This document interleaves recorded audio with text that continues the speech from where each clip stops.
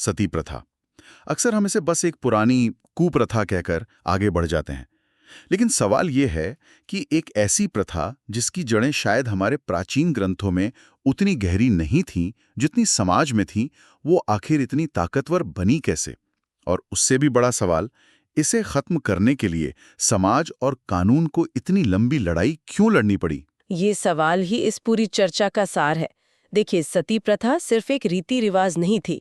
ये असल में आईने की तरह दिखाती थी कि सदियों से हमारे समाज में औरतों की जगह क्या थी, धर्म को कैसे अपनी सहूलियत के लिए इस्तेमाल किया गया और मर्दों का दबदबा कितना गहरा था।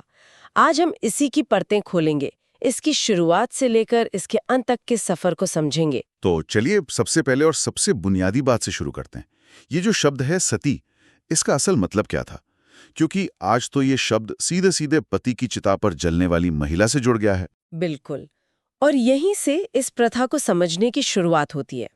सती शब्द का जो मूल अर्थ था, वो था एक समर्पित, गुणी और पतिव्रता स्त्री। ये एक सम्मानजनक शब्द था।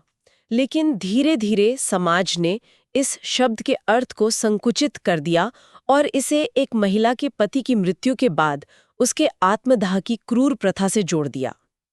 अगर इसकी उत्पत्ति की बात करें तो कोई एक घटना या तारीख नहीं मिलती जहां से ये शुरू हुई हो। ये धीरे धीरे समाज में फैली एक परंपरा थी। ये बात हैरान करती है। तो क्या ये हमेशा से भारतीय समाज का हिस्सा नहीं थी? अगर हम वैदिक काल को देखें, जो भारतीय संस्कृति का आधार माना जाता है, तब क्या स्थिति थी? ये बहुत ही जरूरी सवाल है। अगर हम शुरुआती वैदिक काल को देखें तो तस्वीर बिल्कुल अलग है।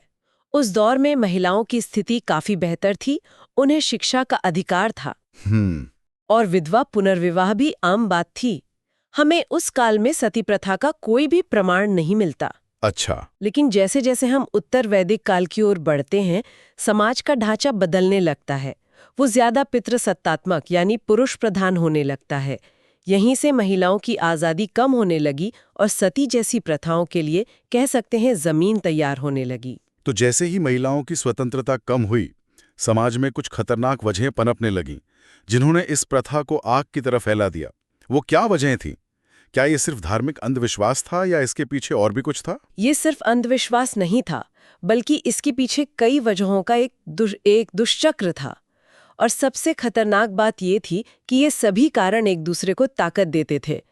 पहली वजह तो धार्मिक ही थी, जहां कुछ ग्रंथों की गलत व्याख्या करके यह प्रचारित किया गया कि जो स्त्री सती होती है उसे सीधा मोक्ष मिलता है और उसके परिवार के पाप धुल जाते हैं। यानी धर्म का इस्तेमाल इसे एक पवित्र काम की तरह दिखाने के लिए किया गया।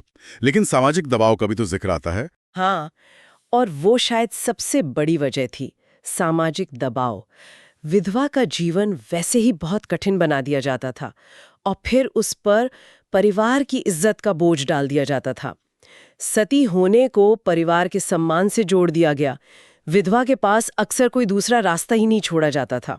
स्रोतों में एक और पहलू पर भी जोर दिया गया है, जो है आर्थिक। क्या यह मामला असल में पैसे और संपत्ति का भी था, जिसे धर्म और सम्मान की आड़ में अंजाम दिया जा रहा था? आपने बिल्कुल सही नस पकड़ी है। आर्थिक कारण इस प्रथा के सबसे घिनौने पहलुओं में से एक था। अक्सर परिवार के लोग ये नहीं चाहते थे कि विधवा को उसके पति की संपत्ति में हिस्सा मिले। उसे संपत्ति से बेदखल करने का ये सबसे आसान और पवित्र तरीका था कि उसे सती होने के लिए उकसाया जाए या मजबूर किया जाए। तो आप देखिए, संपत्ति हड़पने के आर्थिक लालच को धर्म का चोला पहनाया गया और फिर उसे परिवार की इज्जत का सामाजिक दबाव बनाकर लागू किया गया। ये एक ऐसा जाल था जिससे एक अकेली विधवा का निकलना लगभग नामुमकिन था। और जाहिर है, इन सब के केंद्र में एक पुरुष प्रधान सोच थी, जहां एक महिला की अपनी कोई पहचान या अपने जीवन पर कोई अधिकार ही नहीं था। बिल्कुल। ये माना जाता था कि उसका अस्तित्व सिर्फ पति से है और पति के बिना उसके जीवन का कोई मोल नहीं। ज्यादातर मामलों में कोई स्वैच्छिक बलिदान नहीं था। ये सामाजिक भय, मानसिक दबाव और कभी-कभी तो जबरदस्ती का नतीजा होता था। इस प्रथा का जिक्र जब भी होता है तो अक्सर राजपूत समाज का नाम सबसे पहले आता है। मध्यकाल में वहां इस प्रथा ने इतना मजबूत रूप क्यों ले लिया था? राजपूत समाज अपनी वीरता और सम्मान की धारणा के लिए जाना जाता था। वहां सती को इसी वीरता और बलिदान के साथ जोड़ दिया गया।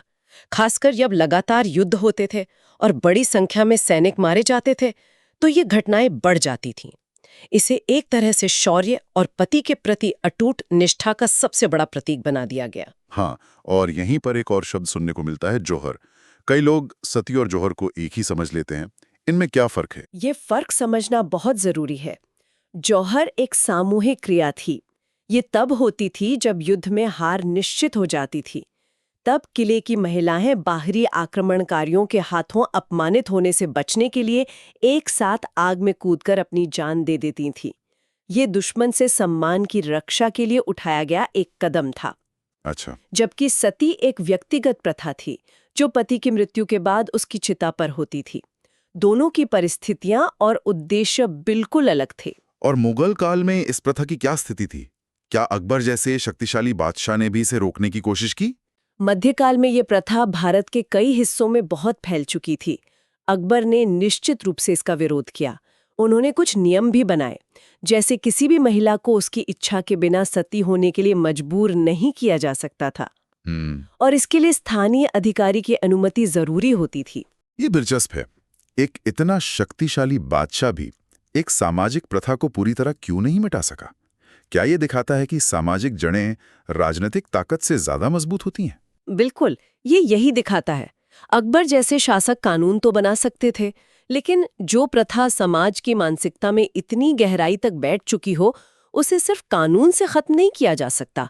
इसके लिए एक सामाजिक आंदोलन की जरूरत थी, जो 19वीं सदी में शुरू हुआ। और यहीं से इस कुप्रथा के अंत की कहानी शुरू होती है। इस लड़ाई का सबसे बड़ा नाम है राजा राम मोहन राय।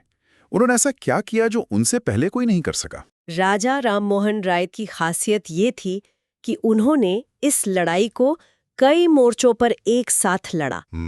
उन्होंने सिर्फ भावनात्मक दलीलें नहीं दी, उन्होंने तर्क और मानवता की बात की। और सबसे बड़ी चोट उन्होंने वहीं की जहां से इस प्रथा को मजबूती मिलती थी, यानी धर्म।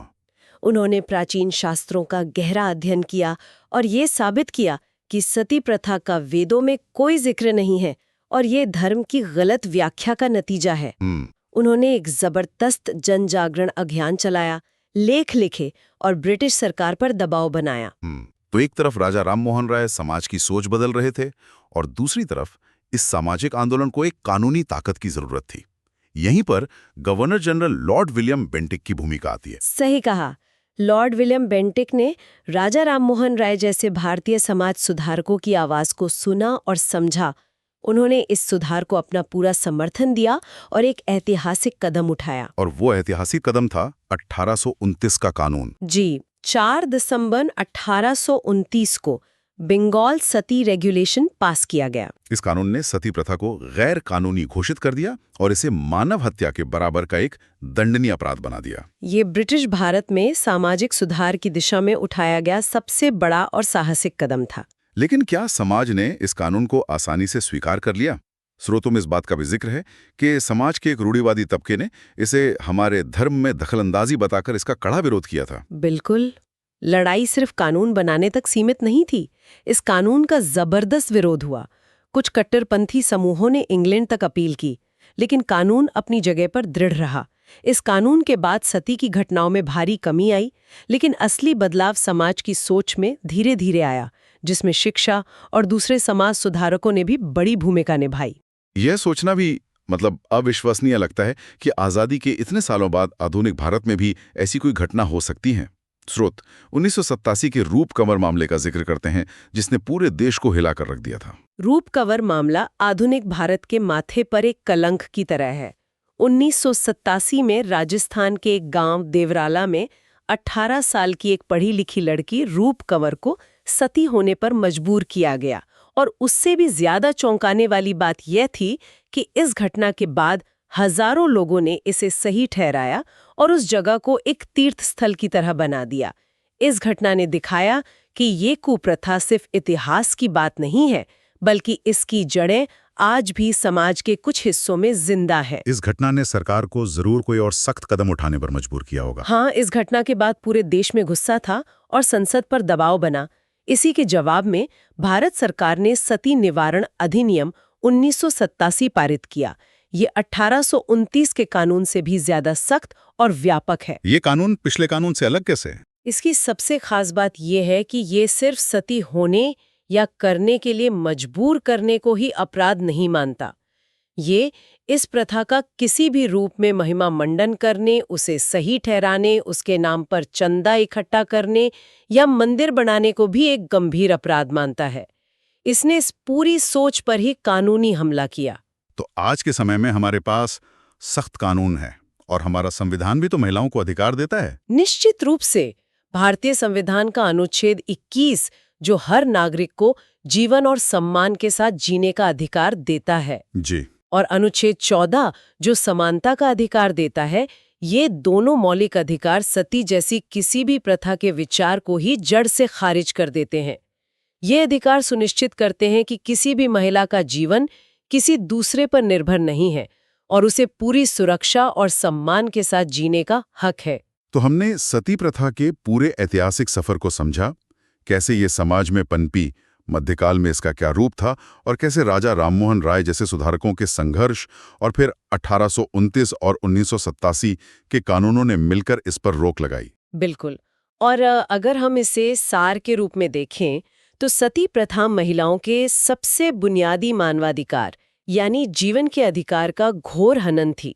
जो लोग प्रतियोगी परीक्षाओं की तैयारी कर रहे हैं, उनके लिए राजा राममोहन राय का नाम, governor general Lord William Bentinck और कानूनों के साल 1829 और 1987 ये तथ्य याद रखने बहुत जरूरी हैं। पर तथ्यों से परे ये कहानी हमें सिखाती है कि सामाजिक प्रगति के लिए अमानवीय परंपराओं पर सवाल उठाना और उनका विरोध करना कितना जरूरी है। आज की चर्चा से एक अंतिम विचार मेरे मन में आ रहा है। सती प्रथा के खिलाफ लड़ाई सिर्फ एक रिवाज को खत्म करने की नहीं थी। ये इस खतरनाक विचार को चुनौती देने की लड़ाई थी कि परंपरा या संस्कृति के नाम पर किसी भी तरह की क्रूरता और अमानवीयता को सही ठहराया जा सकता है। और इसी से जुड़ा एक गहरा सवाल आज भी हमारे सामने खड़ा है। इन स्रोतों से ये साफ है कि कैसे धर्म ग्रंथों की गलत व्याख्या करके सती जैसी प्रथा को सालों तक सही ठहराया गया। ये आज के लिए एक बड़ा सवाल छोड़ जाता है। हम ये कैसे सुनिश्चित करें कि परंपरा और धर्म ग्रंथों की व्याख्या हमेशा मानवता, समानता और मौलिक अधिकारों के दायरे में हो, और ये तय करने का अधिकार आखिर किसके पास होना चाहिए।